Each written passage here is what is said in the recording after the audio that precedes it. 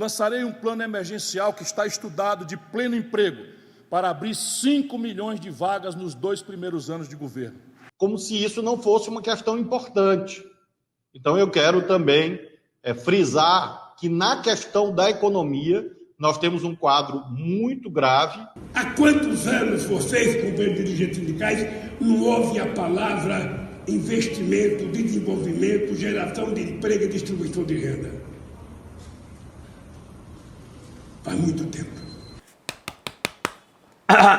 Faz muito tempo que não temos um governo mais centrado na questão da geração de empregos. Mas será que emprego é a melhor forma de organizar o trabalho? Será que o emprego também deve ser a tática primordial no combate à desocupação? Há muita confusão com os termos empregados, então vamos separar aí, tá? Emprego e salário de um lado, trabalho e renda do outro. Bora pensar criticamente sobre essas formas de organizar e remunerar o trabalho? É comum os sindicatos, os trabalhadores e os governos de esquerda bradarem por mais emprego. E tá certo, dentro de uma sociedade como a nossa, uma sociedade capitalista, temos que correr atrás disso, perseguir isso também. Mas isso não pode ser a única tática, pois o salário é, por natureza, uma exploração e necessariamente ele incorre em uma troca desigual. O salário nunca pode ser totalmente equivalente ao trabalho despendido naquela atividade. E para vocês entenderem um pouco mais do que eu estou dizendo aqui, vamos chamar o Marx, ou melhor, a nossa voz da consciência. Disse Marx nos Grundrisse: havendo troca de equivalentes, o trabalhador receberá 6 shillings pelo trabalho de 12 horas. O preço de seu trabalho será igual ao preço do seu produto. Nesse caso, ele não produzirá nenhum mais valor para o comprador do seu trabalho. Os 6 shillings não se transformarão em capital e o fundamento da produção capitalista se desvanecerá. Sim, se existe salário, existe mais valor. Em outras palavras, a chamada mais-valia, como a gente viu nessa passagem do Marx. Existe, então, exploração. O capitalismo só pode existir por causa do assalariamento, seja ele por meio de emprego formal ou informal, aquele com patrão, o emprego subordinado. E é dele que sai o lucro. É ou não é, voz da consciência? Diz aí um pouquinho mais pra gente. Ainda nos Grundrisse, Marx também disse: lucro e renda são apenas deduções do salário, extorquidas arbitrariamente no processo histórico pelo capital e pela propriedade fundiária, e justificadas legalmente, mas não economicamente. Vai, trouxão, tava aí comemorando o aumento do seu salário, né? Bom, tá certo, conquistas a gente tem que comemorar mesmo, mas é tipo aquele gol do Oscar no 7-1, aumentar o salário, em última, é o quê? Diminuir apenas o lucro do patrão, mas a exploração continua naquela relação, naquela forma de organizar o trabalho. Oh, mas Guilherme, como isso aconteceu? Nós não fomos sempre assalariados, oh meu Deus! Se a gente volta no tempo, a gente consegue perceber como se transforma a gestão, a organização do trabalho. Os trabalhadores antes não tinham seu trabalho organizado pela chave emprego e salário, mas conseguiam sua renda por meio do trabalho. Indígenas, por exemplo, e também camponeses eram donos de suas terras e daí tiravam o seu sustento. Não recebiam salário, eles tinham renda por ser os donos do meio de produção. O processo de tornar os trabalhadores que antes eram donos dos meios de produção e dos seus meios de subsistência em trabalhadores subordinados com emprego e salário foi o que permitiu o aumento do espaço do assalariamento no capitalismo, uma forma tipicamente capitalista de organizar o trabalho. Então foi isso que esse sistema fez. Ele aumentou o espaço do assalariamento em toda a sociedade. E esse processo de trazer os trabalhadores, antes produtores coletivos, que portanto tinham renda, transformá-los em trabalhadores subordinados e assalariados, é aquele processo que a gente vê em O Capital, chamado de acumulação primitiva. O processo que cria a relação capitalista não pode ser senão o processo de separação entre o trabalhador e a propriedade das condições de realização do seu trabalho.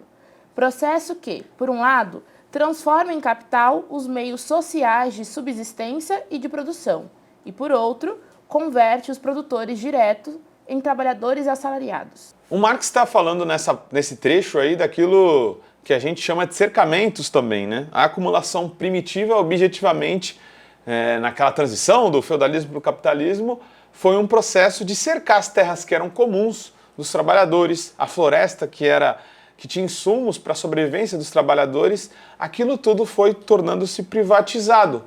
E assim, os trabalhadores, antes donos e que obtinham renda dos seus meios de produção, se tornaram assalariados porque tinham que vender seus braços num mercado de trabalho. Então, a acumulação primitiva, por meio dos cercamentos, trouxe aquilo que hoje a gente chama de mercado de trabalho, que nem sempre foi uma forma presente em toda a história humana.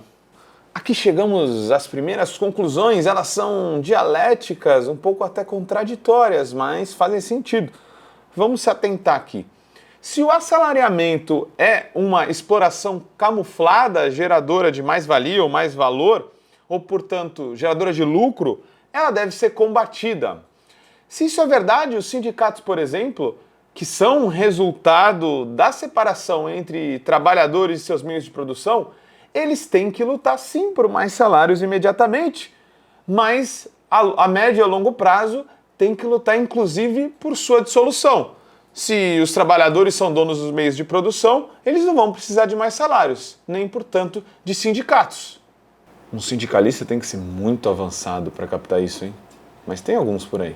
Se isso tudo é verdade, isso também serve para os governos de esquerda, que não podem ter como sua tática primordial e única a tática de geração de emprego e salário.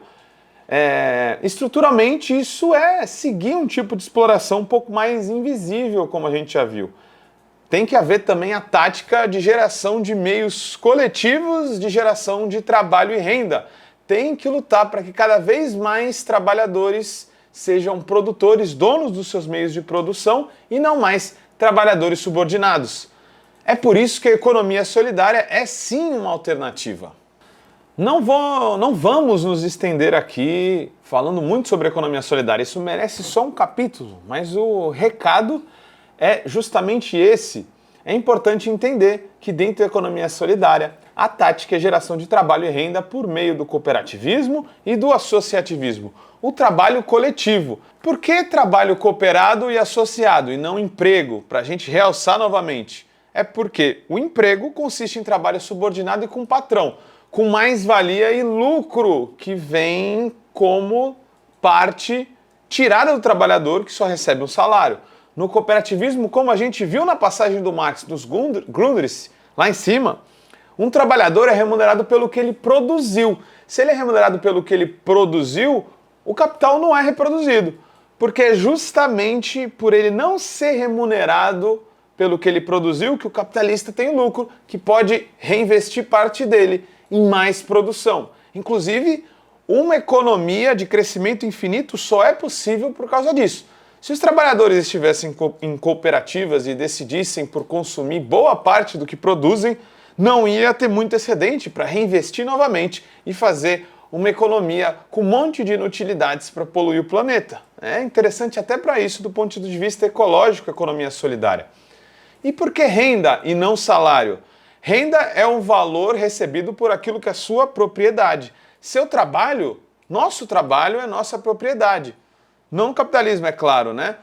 Mas em outro sistema, em outra forma de gerir o trabalho, a remuneração pelo seu trabalho tem que ser sua. Assim como o aluguel de um apartamento é uma renda. O trabalho não subordinado também gera uma renda. Enquanto isso, como a gente já viu, o salário é apenas uma parte paga pelo total de trabalho despendido. Portanto, também é o que dizemos. É algo que eu aprendi com o professor Egeu Esteves, hein? Que, se bobear, está assistindo por aí. A economia solidária, por meio das cooperativas de verdade, tá? Não as Coopergato, ela produz uma saída do mercado de trabalho. Puta, que louco, né? Então, quer dizer, as pessoas estão tendo uma ocupação e você está me dizendo que elas estão saindo do mercado de trabalho? Sim, porque quando elas estão dentro de cooperativas e do associativismo, produz uma saída do mercado de trabalho. Ah, mas Guilherme, não faz sentido. Você está falando que as pessoas vão ter trabalho pela cooperativa, mas estão saindo do mercado de trabalho. Oh não, não seja estúpido. Sim, exatamente isso que eu estou falando. A economia solidária, quando a gente está organizado em formas de trabalho coletivas e cooperativas, ela faz com que a gente se remunere por, de fato, aquilo que a gente faz.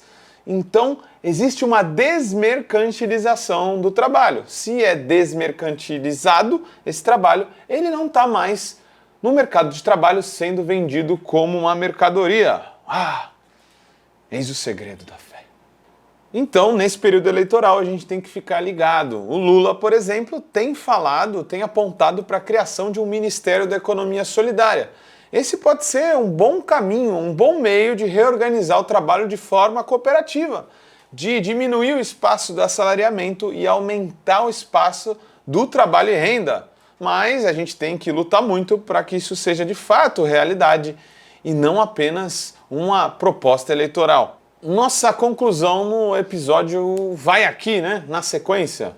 Episódio rápido, para dar uma entrada na sua mente e chacoalhá-la. Vamos pensar juntos aí, né? Temos que ter cuidado com os termos, portanto. Emprego e salário de um lado, trabalho e renda de outro. Muitas vezes confunde-se salário com renda. E na maioria das vezes os governos, as propostas são sim apenas de geração de emprego e salário. Os governos de esquerda têm que buscar pactos melhores entre capital e trabalho, né? Isso é nítido. Por exemplo, a reforma trabalhista que houve tem que ser anulada por um novo governo de esquerda, o governo de Lula, muito provavelmente, para que um mínimo padrão de civilidade seja empregado nessa relação entre funcionário e patrão. Isso é óbvio, mas a gente não pode esquecer que o capitalismo é que gerou as formas de emprego e de salário, e portanto com um patrão ali intermediando essa relação. Essa foi, durante toda a história do capitalismo, uma forma de gerar mais-valia e lucro. Temos que, portanto, ter táticas de geração de trabalho e renda de forma coletiva, por meio do cooperativismo e associativismo, ou seja, formas não capitalistas de organizar o trabalho. Portanto, tem que haver os dois nas propostas, né? Uma mediação entre a realidade. De fato, precisamos de legislações melhores para a relação entre patrão e assalariado, mas abrir espaço e potencializar várias outras formas não capitalistas de ocupação. Isso, portanto, é subverter a lógica do capitalismo. Elas já existem por aí. Estão em vários exemplos aqui no nosso canal, né? O Livres, a Food Coop, a Seco Cessola, a Justa Trama. Várias e várias experiências por aí já estão acontecendo nesse sentido. Então, a gente precisa dizer, em uma economia mais comunista, socialista ou solidária, a forma que vocês preferirem chamar, o espaço do assalariamento vai diminuir e os trabalhadores vão estar coletivamente gerindo o seu metabolismo com a natureza. Como dizia o velho barbudo. Capital 3. As formas coletivas de geração de trabalho e renda vão aumentar e muito. Então, a gente termina por aqui com esse recado, essa crítica, essa reflexão. Eu vou pedindo o seu EcoSalve, aquele like, aquela compartilhada. Eu sou o Guilherme Prado e esse foi mais um episódio de Vozes Livres. Até a próxima. Como todo trabalho independente, esse podcast pode estar por um Pix, ou melhor, um Tris, sem o apoio solidário de seus ouvintes. Portanto, se você já se divertiu conosco, se enriqueceu, se informou, ou se fomos apenas um passatempo para você, nos ajude para que continuemos existindo. Sem financiamento, sem independência. Portanto, ajude o Vozes Livres se tiver consciência. Isso pode ser feito pelo nosso apoia-se/podcast Vozes Livres ou pelo Pix, pelo e-mail podcastvozeslivres@gmail.com, escrevendo no assunto a palavra Vozes. Nos acompanhe nas redes sociais, @livrescop e @livresprodutos do bem. O Vozes Livres é um podcast realizado pela Rede Livres e financiado pelo Sindicato dos Químicos Unificados de Campinas e Região e pela Federação dos Trabalhadores do Ramo Químico do Estado de São Paulo. Produzido coletivamente por Guilherme Prado, Vitória Felipe e pelo coletivo Orvalho Filmes, composto por Eduardo Ferreira, Gaspar Lourenço e Guilherme Bonfim.